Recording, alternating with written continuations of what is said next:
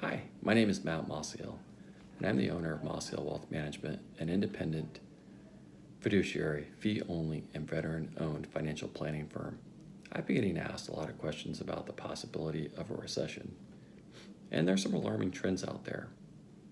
The yield curve inverted in August, and that has predicted the last 7 recessions going all the way back into the 1960s.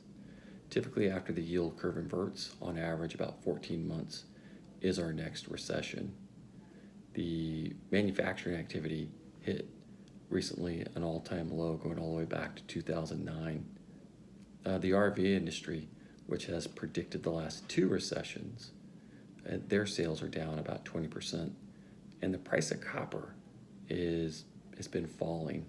And copper is really a heavily watched item because it's used in everything from cell phones to refrigerators, even in our houses. And so when we see that the demand for that fall, it's alarming. It's an alarming trend.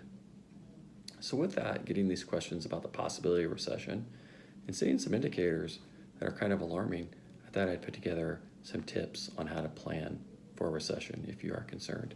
Tip 1, I'm encouraging people to increase their rainy day fund. Typically, I encourage clients to save 3 to 6 months of savings. I would take that 6 to 12 months at a minimum. The average person that was unemployed in the Great Recession was 29 months. So build that up as much as you can. Tip 2, I would not make investments that are going to have longer periods. So think of like whole life insurance, annuities. Annuities have typically around a 7-year surrender period. So if you need to get into that money, you're going to have to pay potential penalty, potential tax, just to access your own money. So I wouldn't want to have my savings in something that could be tied up for 7 years or even longer. In a whole life policy and annuities, you might run that risk. Tip 2, pay yourself first, not last. So many people try and pay all their bills and take care of everything, and then they try and save what's left over. And it just doesn't work, right? So pay yourself first. Start small, the small goal, maybe 1%, 2%, $50, $100, whatever works for you, and start building that up.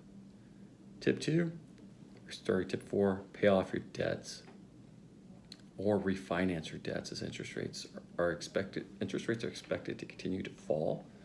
So I would refinance your debts if you can, but pay off your debts pre-recession so they're not a burden to you if you lose your job or something like that. I would start with paying off your high interest debts first. Unless you have a low interest debt that is just a small balance, attack that first. So tip 5, adjust your bonds. And I prefer more treasury bonds than I do corporate bonds or high yield bonds. High yield bonds are sometimes called junk bonds. I want safer bonds, particularly if the likelihood is that rates are going to become negative. I definitely like treasury bonds with the protection that it's going to give me and the purchasing power that I could have in that area. Tip 6, rebalance your portfolio. If you are a 60% stock, 40% bonds, you're probably around 75% stocks, 25% bonds right now. So I would go back to that original 60-40 if that's what you were. Tip 7, adjust your stocks. I would avoid stocks that are in like manufacturing. I would look for stocks that have good dividends, preferred stocks, blue chip stocks. These type of stocks are going to give you the better resistance than the other types of stocks. Small stocks, those are in manufacturing, things like that. I'd also look at gold, and even utilities are considered a good investment because of what the dividend payout. Tip 8, I would repair your credit now. As we know, in the last financial crisis, banks will restrict credit, and they will raise rates with people with bad credit. So I would attack that right now and start working to repair your credit, get with a credit repair specialist, And just about everybody has probably not returned a library book or something like that that it's on your credit report. So I would work to get those removed from your credit and get that great credit score that you need. Tip 9, how to establish credit if you don't have credit. And when I say establish credit, you might even look at like a HELOC loan. You don't have to draw on it right now. It's something that you can draw on later. But I'd want to have established credit so I could take advantage of a HELOC loan or some other type of loan if our economy does go into recession and you lose your job, or your spouse loses your job, or you face some other financial difficulties.